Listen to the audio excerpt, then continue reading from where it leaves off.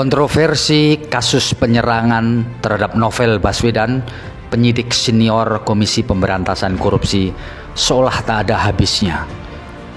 Meskipun dua terdakwa, Roni Bugis dan Rahmat Kadir, telah diadili di Pengadilan Negeri Jakarta Utara, namun misteri itu belum terjawab.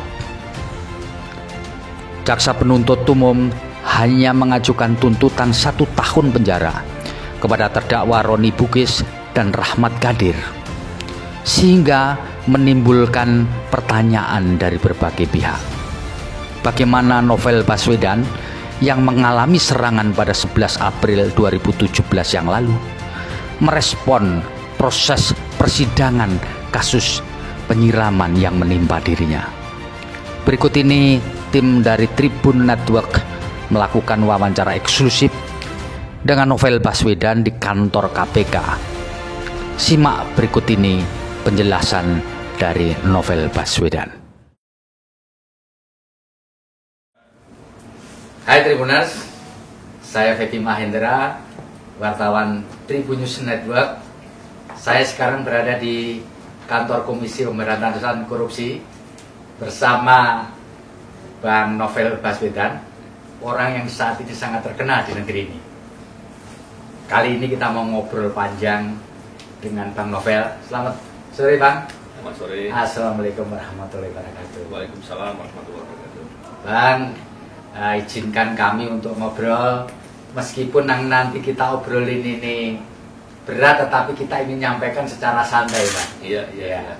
Bang, beberapa waktu yang lalu kita semua dikejutkan oleh rekisitur atau tuntutan dari jaksa penuntut umum terhadap 2 orang terdakwa yang selama ini dituduh di Pengadilan Negeri Jakarta Utara terlibat dalam penyerangan menggunakan air keras kepada diri Anda pada 11 April 3 tahun yang lalu.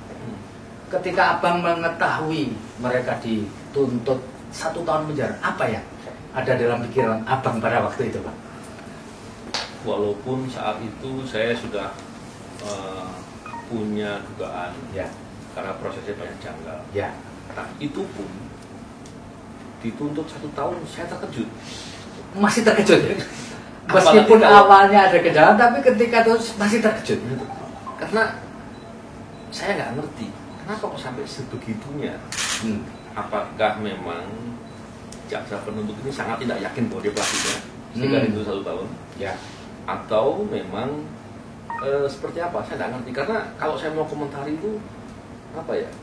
Ini suatu hal yang sangat keterlaluan. Ya. Dan tidak masuk akal. Seandainya ada orang yang mengalami diserang seperti saya dengan level tingkat serangan itu yang tinggi, ya, saya katakan yang paling tinggi kalau akibatnya mati ya, ya. penganiayaan. Tapi kalau ini nomor 2 yang paling tinggi, yaitu penganiayaan berat berencana akibatnya luka berat yang diserangnya aparatur, ya, dengan pemberatan, ya. Walaupun beberapa klausul pemberatannya itu tidak dimasukkan dalam tuntutan, ya, atau dalam pembahasan dakwaan, tapi itu pun masih melihat wow, ya. Kalau terjadi bagi orang lain, saya pun juga akan marah. Ya. Tapi saya merasakan sendiri dan memang secara manusiawi awal-awal mendengar saya kaget sekali. Tapi memang saya sudah dari awal mempersiapkan diri untuk sabar, untuk bersikap tenang. Kalau saya kemudian punya harapan terlalu tinggi dengan permasalahan yang sudah sedemikian jauh deviasinya gini, saya khawatir saya kemudian akan terganggu, menjadi marah, emosional, putus asa. Makanya saya pikir saya biarkan. Tapi ini bukan hanya terkait dengan diri saya, ini menghina, ini menghina dan melukai rasa keadilan publik, dan ini keterlaluan sekali. Jaksa penuntut umum di dalam tuntutannya menyebutkan bahwa terdakwa ini menyesali, meminta maaf, dan ada unsur tidak sengaja, sehingga membuat rekositornya atau tuntutannya semacam. Buat apa reasoning ini apa? Yang pertama soal faktanya dulu. Ya. Katanya minta maaf, belum pernah tuh?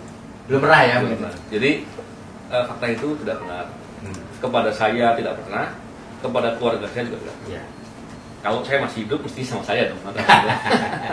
Iya. Kalau saya sudah meninggal baru sama keluarga gitu kan. Jadi yang dibilang itu enggak. Terus yang kedua, kalau dibilang menyesali, masa iya? Kita lihat loh di persidangan dia teriak-teriak kan, memaki-maki dan seterusnya. Ini masa menyesali? Dari definisi menyesali itu mesti harus dipelajari lagi. Begitu juga dengan pertimbangan katanya dinas di kepolisian. Ya. Harusnya itu jadi pemberatan. Ya. Orang yang ngerti hukum, yang tugasnya mengayomi masyarakat, termasuk juga mengayomi aparat kalau bekerja gitu. Justru malah menyerang. Ini bukan jadi hal yang meringankan, hal yang memberatkan. Justru memberatkan mestinya. Memberatkan. Jadi kalau itu jadikan pertimbangan begitu, aneh ya. Balik-balik. Iya. Bang, ketika proses ini berjalan mulai dari penyidikan sampai kepada tuntutan kemarin, nantinya akan diputuskan. Apakah ada semacam hal-hal atau komunikasi yang Abang terima dari berbagai macam pihak terkait dengan masalah ini? Ya, tentunya saya banyak bicara dengan kawan-kawan, baik di koalisi sipil, para aktivis, pejuang HAM, pejuang untuk pemberantasan korupsi, dan kawan-kawan lainnya. Mereka semua memberikan semangat kepada saya untuk tetap bersemangat, tetap memilih jalur yang di tengah dalam berjuang dan lain-lain. Walaupun fakta yang terjadi sekarang ini, baik itu di proses sebelumnya, proses persidangan maupun tuntutan dalam perkara ini, seolah-olah ini menggambarkan bahwa negara tidak hadir, negara terkesan abai untuk melindungi atau berpihak kepada aparaturnya yang bekerja untuk kepentingan bangsa dan negara. Walaupun begitu, saya tidak mau larut dalam hal itu. Bagi saya adalah berjuang atau berbuat kebaikan itu adalah kebutuhan buat saya. Karena saya butuh untuk berbuat baik agar mendapatkan kebaikan dari Allah Subhanahu wa Ta'ala. Dan tentu saya juga ingin dengan berbuat baik mendidik diri saya untuk punya karakter yang baik, dan selalu itu diperlukan dalam kehidupan saya. Nah, kalau nanti andai saja putusan ini juga ya 11-12 lah dengan tuntutan yang diajukan jaksa penuntut umum, apa yang Bang Novel mau lakukan ini? Sebagai korban, saya tidak bisa apa-apa sebenarnya. Karena kalau kita pahami sistem peradilan pidana, ini tergambar bahwa kepentingan saya sebagai korban diwakili oleh jaksa penuntut umum. Jadi apakah saya bisa banding? Tidak bisa. Saya bisa protes dengan melalui mekanisme formal? Tidak bisa. Saya hanya bisa diam. Misalkan mau bersurat ke Jaksa Agung atau bersurat ke Presiden Joko Widodo atau ke pihak lain, ada rencana nggak, Pak? Kalaupun seumpama saya memilih untuk bersurat, faedahnya apa? Bukankah disampaikan bahkan setiap tahapan permasalahan yang terjadi, kejanggalan yang vulgar, yang terang-terangan, itu kami selalu menyampaikan protes dengan terbuka. Harapan kami adalah negara mengetahui. Negara ini kan aparaturnya banyak ya, dipimpin oleh presiden tentunya. Oleh karena itu, saya berpikirnya begini, sederhana. Kalau terkait dengan diri saya, bukankah saya sudah maafkan, bukankah saya sudah menerima apapun yang terjadi buat diri saya, tapi proses penegakan hukum yang berantakan, yang porak-poranda, saya harus berbicara dengan marah seperti ini. Itu tidak boleh dibiarkan. Kenapa? Kepentingan negara untuk membangun masyarakat, membangun negara, itu yang paling mendasar harusnya adalah membangun penegakan hukum. Kita lihat di banyak negara, kalau mau membuat negara itu maju, negara itu makmur, penegakan hukum masih rapi. Kita lihat Singapura tahun 60 sekian, 67 kalau nggak salah, waktu merdeka pertama kali dia berjalan, penegakan hukumnya dulu dirapikan, dan kemudian dia maju dengan serta dengan itu. Saya sebagai warga negara juga ingin dong berkontribusi untuk mendorong itu. Oleh karena itu, permasalahan wajah hukum yang ditampakkan dengan sangat buruk secara vulgar ini, tentu saya harus protes. Dan protes saya ini tidak hanya pertama-tama terkait dengan diri saya. Saya juga ingin mengingatkan loh, bahwa dalam rangka memberantas korupsi di KPK itu sudah sering sekali diserang. Saya di KPK bekerja diserang 2 bolak-balik. Pegawai KPK selain saya yang diserang juga ada. Bahkan pimpinan KPK yang periode lalu juga diserang. Semuanya tidak ada yang diungkap. Pertanyaannya kan sederhana, nggak diungkap itu kenapa? Apakah buktinya sulit? Saya katakan tidak. Apakah saya selama ini memprotes, mendesak ke pemerintah untuk mengungkap? Wah, itu kan namanya perkara sulit. Tidak, orang saksinya banyak, yang melihat pelaku banyak, buktinya banyak. Jadi desakan saya itu bukan mengada-ngada sebenarnya. Saya menghendaki penegakan hukum itu baik. Yang kedua, saya ingin negara berpihak kepada upaya pemberantasan korupsi. Karena kita mesti tahu, pemberantas korupsi itu musuhnya berat. Musuhnya orang-orang yang punya kapasitas tertentu ya. Punya kekuatan, punya finansial, punya pengaruh. Dan tentu itu tidak mudah. Kalau tidak keberpihakannya tidak kuat, tidak jelas, saya khawatir juga nggak bisa berjalan. Ditambah lagi dengan fakta-fakta diserang petugas-petugasnya dan tidak diproses dengan memadai, yang sudah nampak proses justru malah deviasinya bermasalah, kejanggalannya berat. Saya khawatir bikin orang takut nanti ke depan. Ini nggak boleh terjadi. Bang, background Anda adalah dulu pernah bertugas di Polri. Kebetulan 2 terdakwa ini juga punya background di Polri. Dalam persidangan mereka mendapatkan bantuan hukum dari Divisi Hukum Polri. Timnya diketuai oleh seorang perwira tinggi bintang 2. Apa tuh, Bang? Makna ini buat Anda apa? Cerita ini apa maknanya? Maknanya ya? Buat Abang ya, ini maknanya apa ini? Memang begini ya, saya juga agak heran ya.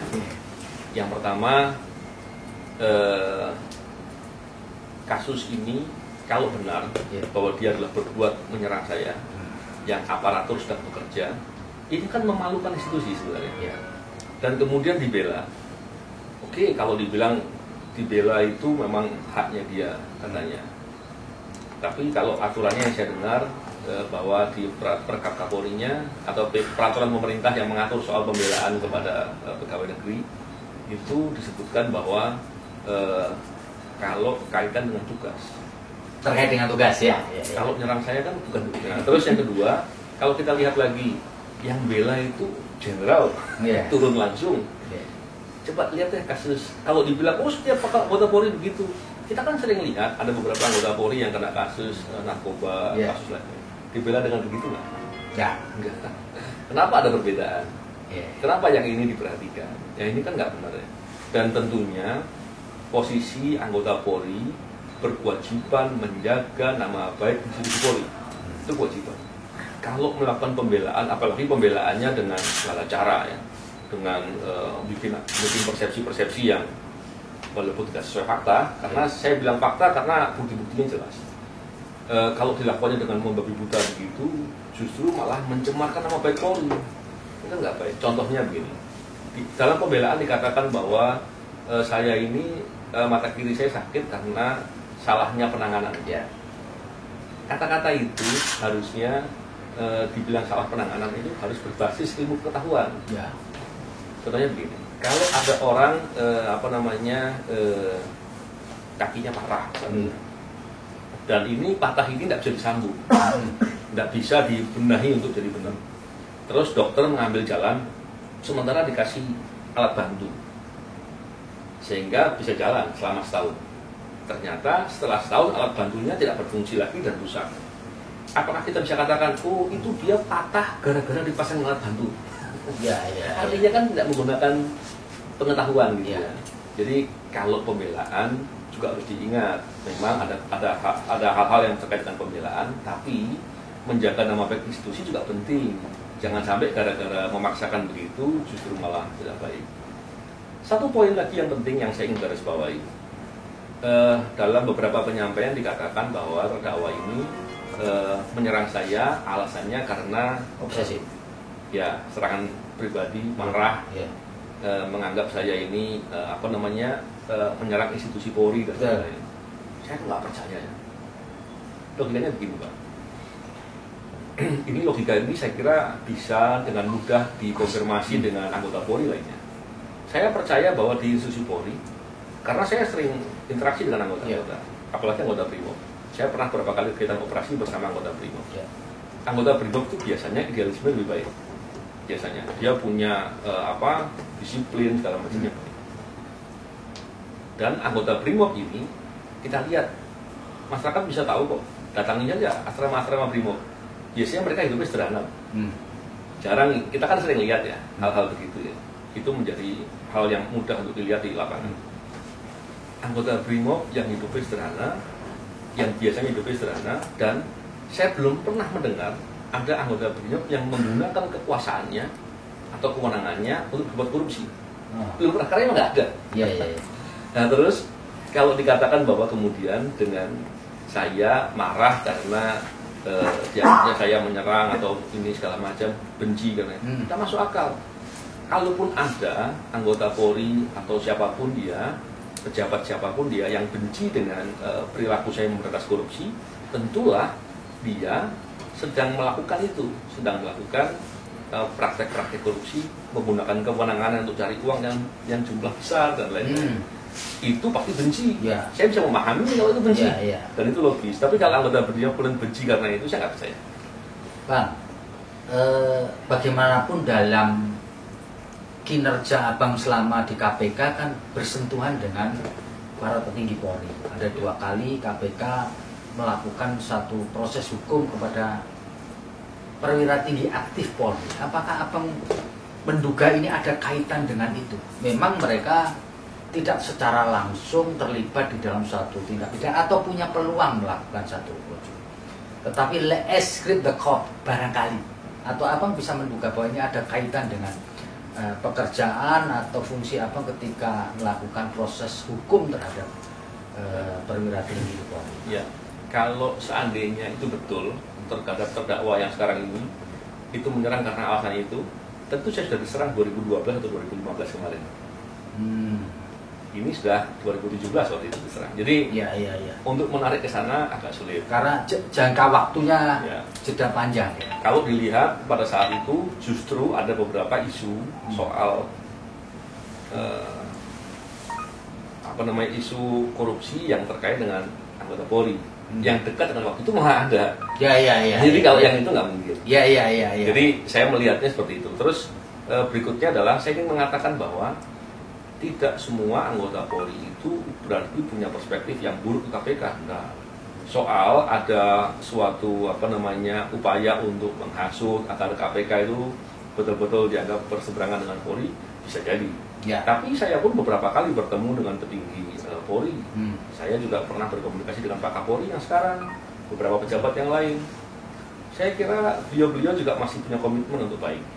Dan saya kira kalau kata-kata tadi bahwa ada yang benci sekali dengan KPK dengan upaya memberantas korupsi, lebih kepada yang tadi saya katakan. Karena kepentingannya untuk berbuat korupsi terganggu. Itu, lebih kepada itu. Lainnya tidak, saya kira. Bang, jadi selama ini kan dikesankan atau yang tertangkap di masyarakat, Abang ini tidak kooperatif dengan teman-teman di Polri. Saya ingin tanya, bagaimana sih selama ini pola hubungan Abang, komunikasi, silaturahmi dengan para pimpinan di Polri selama ini gimana, Bang? It's okay, lancar atau bagaimana? Saya merasa tidak pernah ada masalah komunikasi dengan pimpinan Polri. Kalau saya kan levelnya pegawai ya. Tentu saya komunikasi dengan beliau-beliau karena saya kenal dan tidak intens. Dengan kawan-kawan saya yang selevel dengan saya komunikasi. Soal tidak semua yang suka, saya kira semua orang juga begitu. Apakah ada orang yang disukai oleh semua orang? Tidak ada. Ditambah lagi begini, polisi itu kerjanya nangkap maling. Apakah kita mau bilang bahwa di survei maling suka dengan polisi nggak? Ya pasti nggak suka, gitu kan? Tapi kalau itu kemudian menjadi ukuran seolah-olah polisinya jelek, salah. Gitu kan? Harusnya disurveinya kepada khalayak umum yang baik. Suka dengan polisi nggak? Mereka yang melihat kinerja polisi baik akan bilang polisi baik, kita suka, gitu kan? Nah, kalau secara melihatnya dengan cara begitu, rusak. Sama seperti saya gitu, atau kawan-kawan di KPK. Coba disurvei di koruptor, orang-orang yang berpraktek korupsi atau menikmati dengan kekuasaan, dengan kekuatan, kemenangan yang dimiliki untuk berbuat korupsi. Disurvei, suka dengan KPK. Saya yakin kalau nggak 100%, 99%. 0,9. 0,9 jawabannya tidak suka. Ya memang begitu, sama. Cerita itu sama. Karena kan begini, ini orang menghubungannya gini Bang. Kalau memang pola hubungan Abang dengan teman-teman di Polri bagus, tentu persoalan behula terkait dengan sarang kasus Palet itu nggak muncul mestinya, ya kan? Kapan hari di zamannya Pak SBY sudah pernah selesai, ya, lalu muncul lagi. Artinya bahwa begitu ada sesuatu masa lalu kemudian diungkap, jadi kayak timbangan gitu Bang. Ini gimana? Nah gini, terkait dengan itu saya malah pikiran ini. Saya malah agak berbeda cara berpikir. Ya. Saya melihat itu bukan perbuatan anggota Polri. Coba dilihat, masa iya anggota Polri membiayai demo bayaran? Coba lihat, fakta itu kan disampaikan beberapa kali di kantor KPK, di mana-mana dengan demo bayaran. Tahu dari mana demo bayaran? Media investigasi beberapa memberitakan bahwa itu demo bayaran. Dan beberapa kawan-kawan saya di lapangan, baik koalisi sipil segala macam juga melakukan investigasi soal itu. Mereka juga mengetahui itu demo bayaran. Dan lebih kepada orang-orang yang seperti buzzer yang memunculkan itu di media-media sosial dan lain-lain. Jadi saya kira saya tidak percaya kalau itu adalah perbuatan dari anggota Polri secara institusional ya. Soal adanya oknum itu lain soal, di mana-mana juga ada gitu kan. Kita nggak bisa menilai dengan cara begitu. Nah dengan hal itu kita lihat sekarang permasalahannya adalah kenapa kok setiap saya berbuat sesuatu untuk tugas maupun saya menyampaikan kebenaran kemudian dianggap mengancam kepentingan seseorang atau kelompok tertentu, isunya itu aja gitu. Isunya itu aja. Tapi kalau mau saya selama ini saya biarkan lah, orang itu mau menyampaikan apa saya biarkan. Tapi agar publik tidak kemudian terhasut, saya dalam beberapa kesempatan saya katakan itu isu kriminalisasi. Saya korban kriminalisasi. Atas proses itu pernah saya lapor kepada Ombudsman. Ombudsman melakukan investigasi dan kemudian mengetahui bahwa kriminalisasi itu didasarkan atas bukti-bukti yang rekayasa dan manipulasi. Bahkan dalam rekomendasinya dikatakan agar orang-orang yang melakukan itu diusut.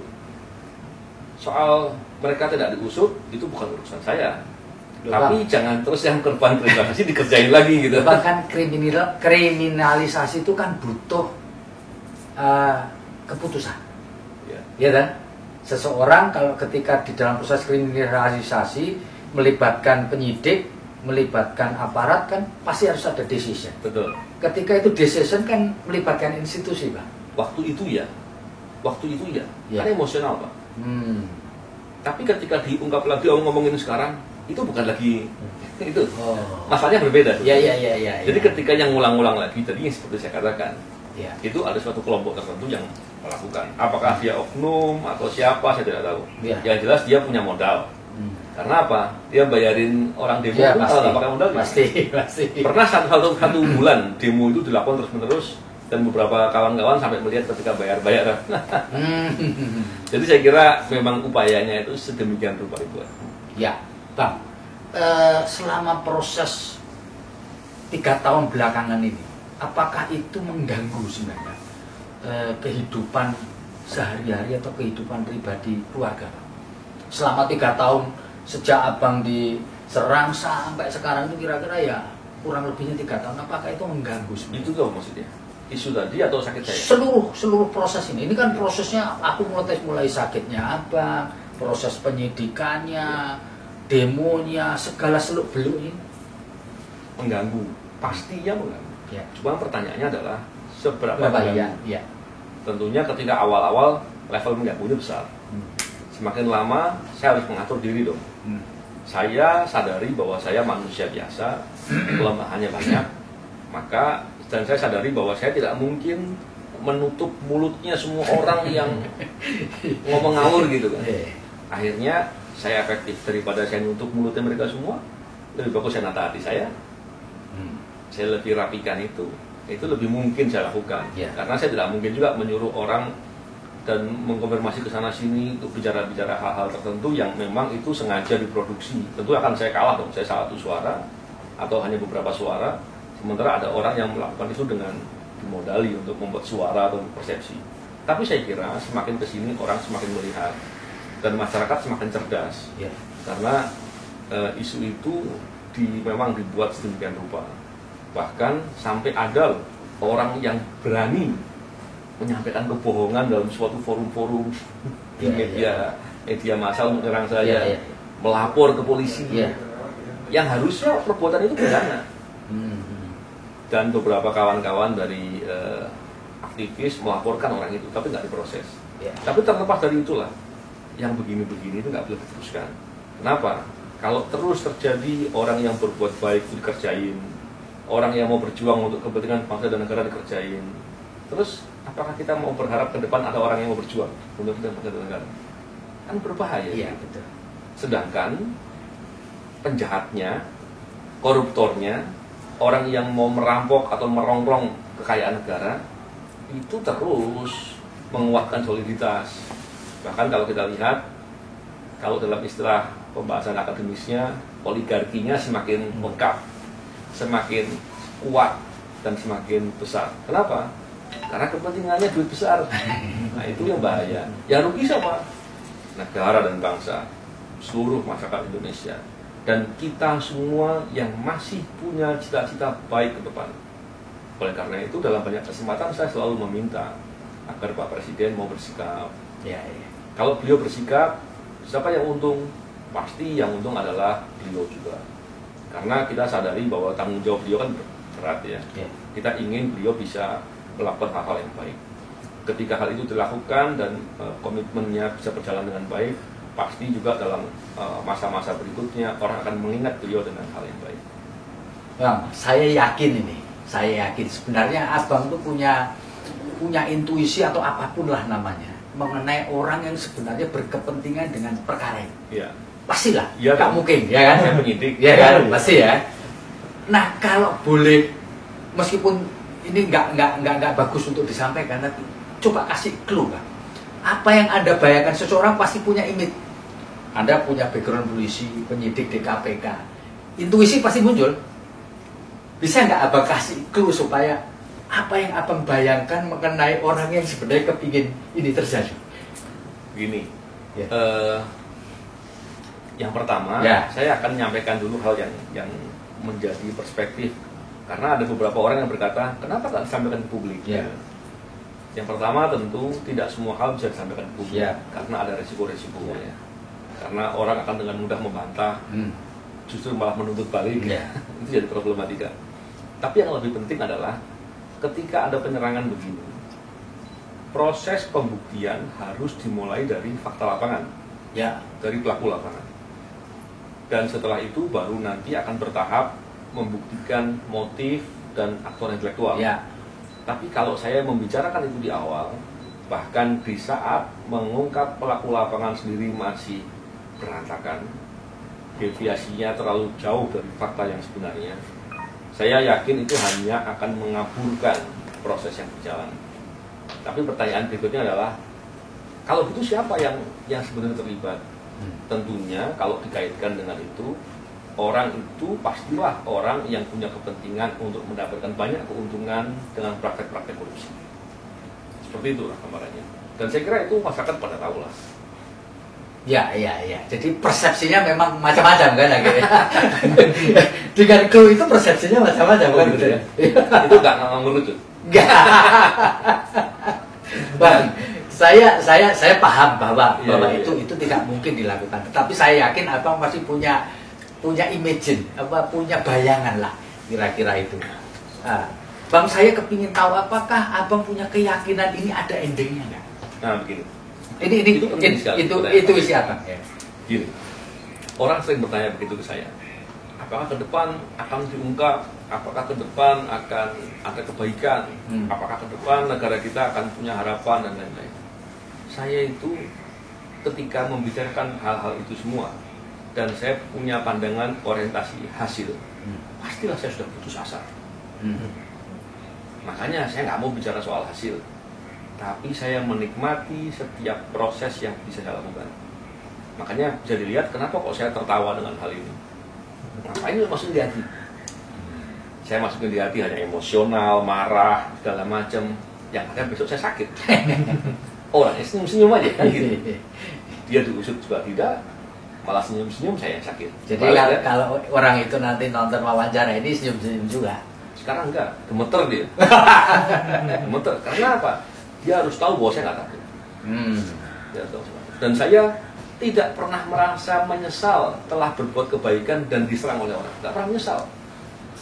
Dan saya tidak pernah merasakan susah dengan keadaan ini. Jadi menurut intuisi Abang, orang ini sekarang gemeteran malah? Gemeter, ketakutan Pak. Karena berbuat jahat itu nggak ada yang kuat Pak. Karena tahu Anda nggak takut, kira-kira gitu Ya. Bang, ini orang banyak apa ya, nggak tahu ini istilah apa, mengisukan atau menuduh atau menuding Abang sebagai orang yang dekat dengan kelompok-kelompok fundamentalis. Gimana Bang komentar Anda? Saya kira itu hanya mendasari ketika saya berjenggot, saya bercelana agak sedikit naik. Itu kan urusan saya Pak. Bapak bisa bayangkan, ketika orang tidak toleran dengan hal itu, terus dia bicara dalam forum-forum lain soal toleransi, kembali lagi. Kontradiksi. Betul. Saya kira begini, setiap orang harus memahami bahwa kita punya keyakinan, kita punya agama masing-masing yang harus dihormati dalam melaksanakannya. Kalau dikatakan fundamental itu ternyata dalam ucapan-ucapan saya, ucapan yang mana? Atau dalam pertemuan-pertemuan yang saya ikuti atau kelompok-kelompok tertentu, yang mana? Saya kira tidak ada, kecuali hanya tuduhan dan sikap yang tidak toleran tadi. Dan itu jelas tidak sesuai dengan nilai-nilai Pancasila. Setelah diserang sampai sekarang, kan perlu ada satu recovery, atau menjaga kesehatan. Ini kalau boleh tahu Bang, sampai sekarang itu apakah negara atau institusi atau lembaga ini masih membantu Anda untuk terkait dengan pemulihan kesehatan, apapun hasilnya ya? Masih. Bahkan saya juga mendapatkan informasi, karena saya kan masih ada langkah-langkah pengobatan lebih lanjut. Ya. Saya juga mendapat informasi bahwa Pak Presiden juga informasinya masih mau mendukung apabila diperlukan pengobatan lebih lanjut. Tapi saya belum melakukan yang pengobatan yang dimaksud tadi. Jadi sekarang perawat untuk kepentingan perawatan kesehatan apa yang Pak biasa? Sekarang asuransi Pak, dari asuransi dari. Bukan, maksud saya apakah cek sekarang baru kontrol aja, atau sekarang harus melakukan langkah apalagi dari segi medik? Ya sekarang baru kontrol dan dijaga agar tidak turun. Soal pengobatan lebih jauh, kontrol di Indonesia ya? Di Indonesia dan di Singapura. Oh, jadi dua-duanya? Iya. Di Indonesia kalau ada kendala perjalanan atau sekarang dari pandemi, itu di Indonesia. Kalau di Singapura kontrolnya soal apa? Di Singapura kontrol untuk menjaga agar tidak turun. Itu ada jangka waktu 2 bulan sekali, 3 bulan sekali atau sekarang gimana? Sekitar 4 bulan 6 bulan sekali. Untuk supaya tidak turun anunya ya. Dan setiap ada perkembangan yang yang penting, saya diminta untuk segera merespon dengan diperiksa di dokter di Indonesia yang sudah berkomunikasi dengan dokter di Singapura, dan apabila diperlukan tidak harus menunggu dari periode waktu tadi. Jadi itu pembiayaan di cover oleh semua oleh asuransi. Nah asuransi itu preminya dibayar oleh Abang pribadi atau institusi atau? Dari negara. Oh dari negara ya. Jadi negara membayar premi, nantinya yang klaimnya masuk ke asuransi. Ya. Dan memang gini, kalau untuk biaya perawatan saya sekarang memang nilainya nggak besar. Ya. Contohnya saya kalau merawat itu paling sekali kontrol dengan dokter di Singapura, kalau dirupiahkan itu 1.200.000 lah gitu, kurang lebih gitu. Jadi itu tidak ada hal yang besar, kecuali tadi yang saya katakan, kalau ke depan saya perlu pengobatan dengan lebih advance, dengan lebih baik, walaupun sampai sekarang kita berhubungan dengan beberapa negara-negara maju, belum ada yang bisa memberikan pandangan untuk pengobatan itu untuk mata kanan saya. Andaikan saya mendapat informasi katanya Pak Presiden juga masih mendukung untuk pengobatan itu. Bang, kalau boleh saya tahu Bang, pernah nggak Abang menghitung mulai dari tanggal 11 sampai sekarang itu berapa ya duit yang sudah dihabiskan untuk menjaga, merawat Abang terkait dua mata ini Bang? Ya.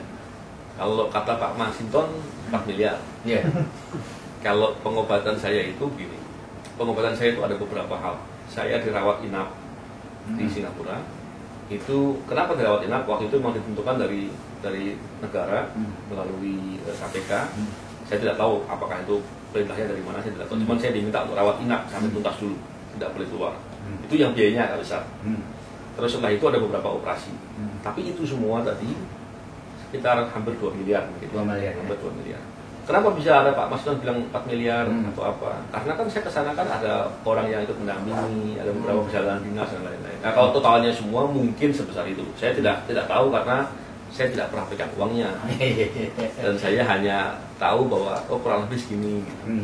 Tapi terlepas dari itu memang tentunya itu salah satu dukungan yang layak yang dilakukan oleh pemerintah. Ya. Nah, ketika dalam kondisi kesehatan semacam ini, kendala utama yang dihadapi Bang Novel di dalam pekerjaan sehari-hari apa? Membaca. Selain itu, Bang, selain membaca apalagi kendala?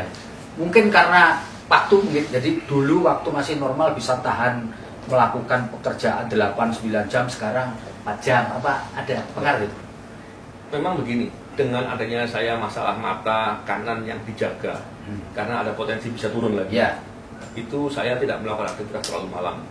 Kecuali kayak kemarin waktu menangkapan, saya sampai jam 1, jam 2. Tapi itu memang disarankan untuk tidak terlalu panjang, lelah ya. Lalu apalagi yang harus Abang perhatikan untuk menjaga itu? Misalkan tidur harus sekian jam, makan harus begini, olahraga harus begini. Nggak ada ya? Tidak ada kaitan dengan makannya seperti apa, tidurnya harus bagaimana. Yang penting dijaga tidak terlalu lelah. Kenapa? Karena dalam mengobati mata, dalam menjaga agar mata kanan saya tidak turun, saya menggunakan steroid. Dokter yang berikan. Namanya obatnya dexamethasone. Obat itu diberikan tiap hari. Padahal steroid itu kalau diberikan tiap hari ada efek samping. Di antaranya adalah kondisi badan yang tidak bisa terlalu stamina menjajakan kurang gitu. Oleh karena itu masalah kelelahan itu menjadi problem yang lumayan diperhatikan. Penting sekali. Gitu ya. Nah, apakah di dalam masa pandemi ini terkorelasi nggak dengan upaya untuk menjaga supaya kondisi ini tidak turun?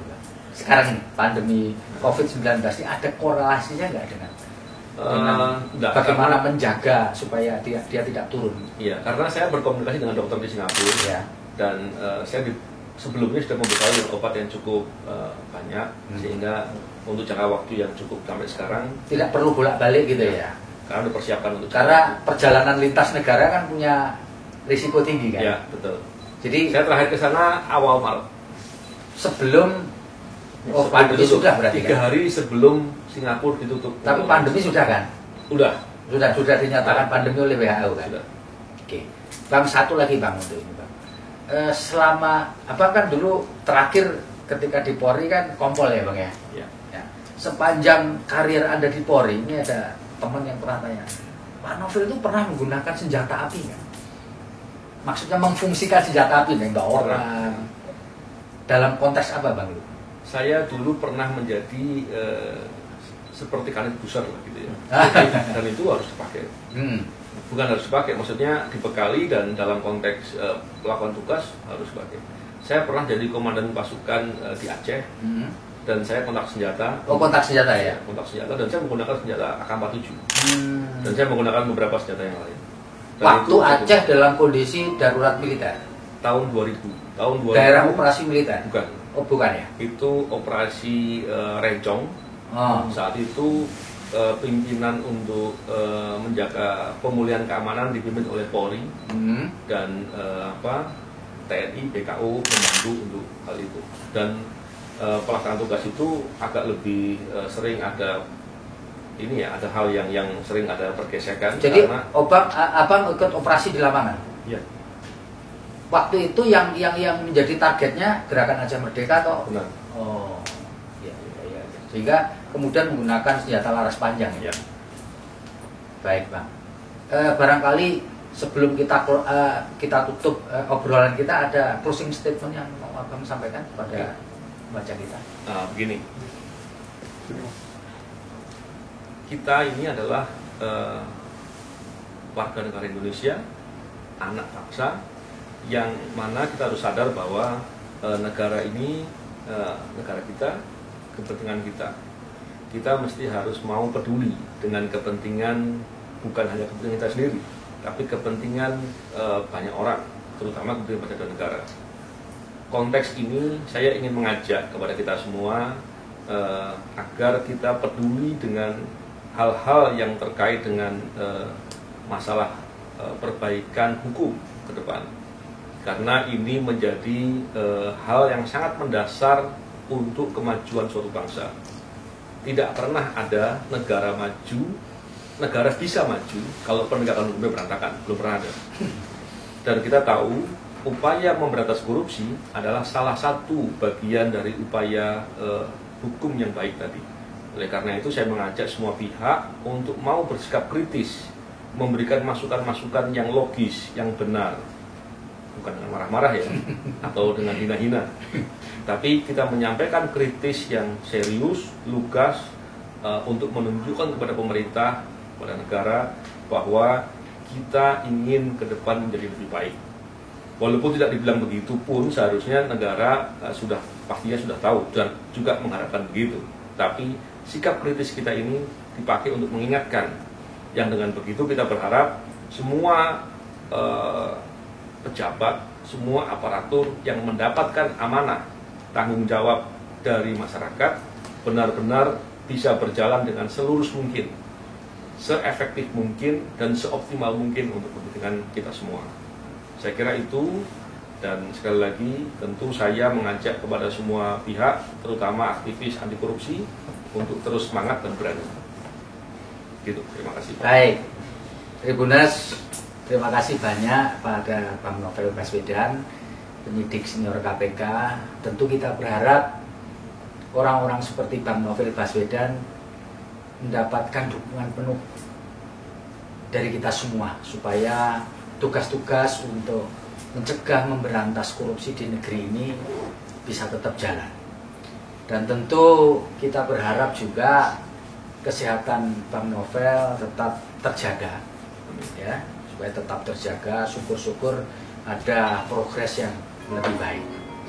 Demikian ngobrol kita dengan Bang Novel Baswedan di kantor KPK Jakarta pada sore hari ini. Kita bertemu dalam wawancara berikutnya. Terima kasih. Saya Febi Mahendra Putra, wartawan Tribun Network di Jakarta.